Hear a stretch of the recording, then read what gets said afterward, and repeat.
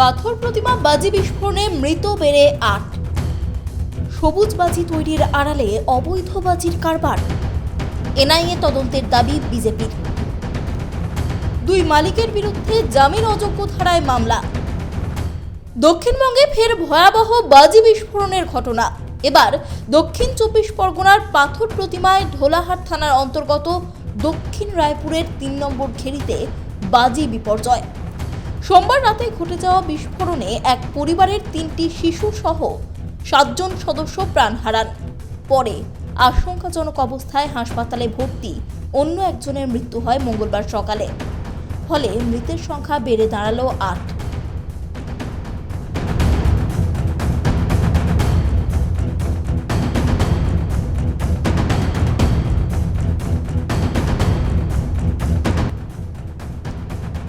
বাজি বিস্ফোরণের ফলে ভয়াবহ অগ্নিকাণ্ডে গোটা ঘটনাস্থল এখন ধ্বংসস্তূপে পরিণত হয়েছে। মর্মান্তিক এই ঘটনায় মঙ্গলবার সকালেও গোটা এলাকায় শোকের ছায়া। বিস্ফোরণটি ঘটেছে বণিক পরিবারের বাড়িতেই, যেখানে বাজির ব্যবসা পরিচালনা করতেন তুষার বণিক ও চন্দ্রকান্ত বণিক। এই বিস্ফোরণে প্রাণ হারিয়েছেন তুষার ও চন্দ্রকান্ত বণিকের বাবা অরবিন্দ বণিক, ঠাকুমা প্রভাবতী বণিক, চন্দ্রকান্তের 2 সন্তান অর্ণব বণিক ও অস্মিতা বণিক, তুষারের 2 সন্তান অনুষ্কা বণিক, অঙ্কিত বণিক এবং চন্দ্রকান্তের স্ত্রী শান্তনা বণিক। তুষারের স্ত্রী সুতপা বণিককে আশঙ্কাজনক অবস্থায় হাসপাতালে ভর্তি করা হয়েছিল সোমবার রাতে। তবে মঙ্গলবার সকালে তিনি মারা যান। জানা গেছে তার শরীরের ৭৫% পুড়ে গিয়েছিল।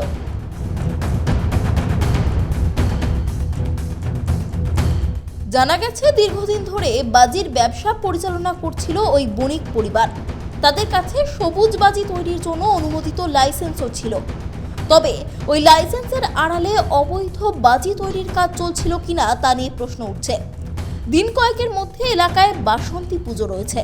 সেই উপলক্ষে সোমবার রাতে পাথর প্রতিমার ঢোলাহাট থানা এলাকার বাসিন্দা চন্দ্রকান্ত বণিকের বাড়িতে বেআইনিভাবে বাজি তৈরি হচ্ছিল বলেই সূত্রের খবর। রাত ৯টা নাগাদ আচমকাই বাজির স্তূপে আগুন ধরে যায়, আর তা থেকেই বিপত্তি। জানা গিয়েছে বাড়িতে একাধিক গ্যাস সিলিন্ডার রাখা ছিল। আগুনের তাপে সেগুলি ফাটতে শুরু করে। বিকট শব্দে কেঁপে ওঠে গোটা এলাকা। দাউ দাউ করে জ্বলতে থাকে গোটা বাড়ি। আমাদের ওই সরলদা মোড় থেকে আমি ওখানে থাকি। এবার 4 নম্বর ঘেরি ওখানটা আমার মাসির বাড়ি। আমি খেতে এসেছি ওখানটা। যে খেতে এসেছি ওখানটা বাইকে আমি দাঁড় করিয়েছিলাম, তখন সঙ্গে সঙ্গে বিস্ফোরণ শুরু হয়েছে। আর আমি দেখে সঙ্গে সঙ্গে আমি মনে করি 33,000 ভোল্ট ধরে গেছে। এই জন্য আমি ওখানটা এসেছি। এসে দেখি না 33,000 ভোল্ট জ্বলেনি, দেখিনি আমি এখানটা বোমের কাকুদের বাড়ি ধরে গেছে।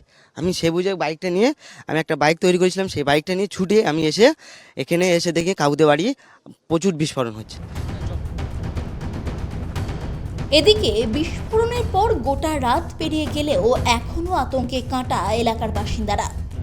সকলেরই দাবি, জনবসতির মাঝে বাজি কারখানা নিয়ে বহুবার আপত্তি জানিয়েছিলেন তারা, কিন্তু তাতে কেউ কর্ণপাত করেনি। প্রায় প্রত্যেকেই পুলিশের ভূমিকায় ক্রুদ্ধ। পুলিশ টাকা নিয়ে অবৈধ বাজির ব্যবসা চালাতে দিত বলে অভিযোগ। এই তো পুকুরের পাশে পড়ে আছে, খানার পাশে পড়ে আছে, গাছের গোড়ায় পড়ে আছে, বেগুন গাছে পড়ে আছে, বালিশের ভিতর আছে, আলমারির ভিতর আছে। এগুলো তো মারাত্মক ব্যাপার। মারাত্মক ব্যাপার, যায় না। অফিসাররা টাকা নিয়ে যাচ্ছে, মাসে মাসে এসে লাইসেন্স দিচ্ছে। পুলিশ জানতো না? পুলিশ এসে মাসে টাকা নিয়ে আসছে। ঢোলা থানা এমএলএ যুক্তি আছে, সমীর জানা বাবু, সব জানি আমি এই বাড়ির জামাই। তদন্তের জন্য ফরেনসিক দল ঘটনাস্থল থেকে নমুনা সংগ্রহ করছে। বিস্ফোরণ স্থলে বিশাল পুলিশ বাহিনী মোতায়েন করা হয়েছে। বিস্ফোরণের জায়গার পাশের একটি ঘর থেকে বাজি তৈরির মশলা এবং অন্যান্য সরঞ্জাম উদ্ধার করা হয়েছে। পাশাপাশি প্রচুর তারও পাওয়া গিয়েছে। বিস্ফোরণের জায়গার আশেপাশে ছড়িয়ে পড়ে রয়েছে অনেকগুলি বারুদ ভর্তি ড্রাম। এই ঘটনায় এনআইএ তদন্তের দাবি করেছে বিজেপি। বারবার ঘটনা ঘটছে, কেন পশ্চিমবাংলায় ঘটনা হয়? এরপরে এই ঘটনার পরে কতজন অ্যারেস্ট হয়, কতজন সাজা পায়, আমরা কিছু জানি না। সব চাপা পড়ে যায়। এগরাতে আমি এমপি ছিলাম, আমার এলাকায় বম ব্লাস্ট হয়েছিল, 7-8 জন মারা গেছিলেন মহিলারা। সে ভয়ঙ্কর দৃশ্য দেখেছি আমরা কি হয়, কিন্তু তার কোনো ক্রিয়া প্রতিক্রিয়া নেই। কিছুদিন পরে লোক ভুলে যায়, আবার একটা ভয়ঙ্কর ঘটনা ঘটে, আর বেশ কিছু লোক মারা যায়। আর সাধারণত গরিব মানুষ যারা এই বাজির কারখানায় কাজ করেন তারা নিজেরাই জানেন না কী বানাচ্ছেন, একদিন এরকম দুর্ঘটনা ঘটে আর কিছু লোকের প্রাণ যায়। আদৌই সরকার চিন্তিত কিনা এই ধরনের গতিবিধি, এটা অন্তর্ঘাত হওয়ার মতো একটা পরিস্থিতি। সাধারণ বাজি এত পাওয়ারফুল হয় না। কি বানানো হচ্ছে, কোথায় যাচ্ছে, কোথায় আসছে। এর আগে আমরা অভিযোগ শুনেছি পশ্চিমবাংলা থেকে বিভিন্ন রকম বিস্ফোরক বোমা তৈরি হয়ে ঝাড়খণ্ড, বিহার, উড়িষ্যা, এমনকি বাংলাদেশ পর্যন্ত যায়। তো কেন এগুলো চলতে দেওয়া হচ্ছে, এই প্রশ্ন আমাদের। এটা মমতা ব্যানার্জিকে করতে হবে সমাধান, কারণ উনি এই বিষয়গুলো কখনো আলোচনার মধ্যে আনেন না। উনি হিন্দু মুসলমান করবেন, কিন্তু মানুষের প্রাণ যাচ্ছে সেটা নিয়ে কিছু করবেন না, কিছু বলবেন না। এনআইএ তদন্তের প্রয়োজন আছে না, আমরাও দাবি করে নাই তদন্ত হোক, কারণ এই সরকার চায় না। আমার মনে হচ্ছে এরা এটাই চাইছে এ ধরনের ঘটনা ঘটুক, ভয়ের পরিবেশ তৈরি হোক। বিশেষ করে ইলেকশন কাছাকাছি এলে এরকম পরিবেশ তৈরি করে ভোটারদের প্রভাবিত করা হয়, কেউ যেন বাড়ি থেকে না বেরোয়। মঙ্গলবার এই ইস্যুতে সাংবাদিক বৈঠক করেন এডিজি দক্ষিণবঙ্গ সুপ্রতিম সরকার। তার দাবি 10 বছর ধরে চলছিল বাজি কারখানাটি। 2022 সালে গ্রেপ্তারও হয়েছিলেন চন্দ্রকান্ত বণিক। অভিযোগ ছিল বেআইনি বাজি তৈরির।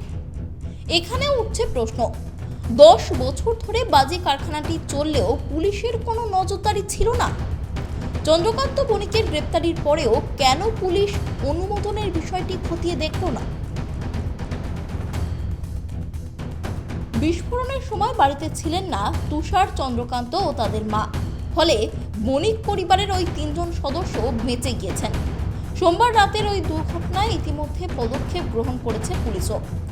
বাজি ব্যবসায়ী পরিবারের 2 সদস্য চন্দ্রকান্ত বণিক এবং তার ভাই তুষার বণিকের বিরুদ্ধে জামিন অযোগ্য ধারায় মামলা রুজু করেছে ঢোলাহাট থানার পুলিশ। ঘরে বিপজ্জনক বস্তু মজুদ রাখা, অনিচ্ছাকৃত খুনের ধারা সহ মোট 6টি ধারায় মামলা রুজু করা হয়েছে। দমকল আইনেও মামলা রুজু করা হয়েছে 2 ভাইয়ের বিরুদ্ধে। Bureau report, tribe TV Bangla.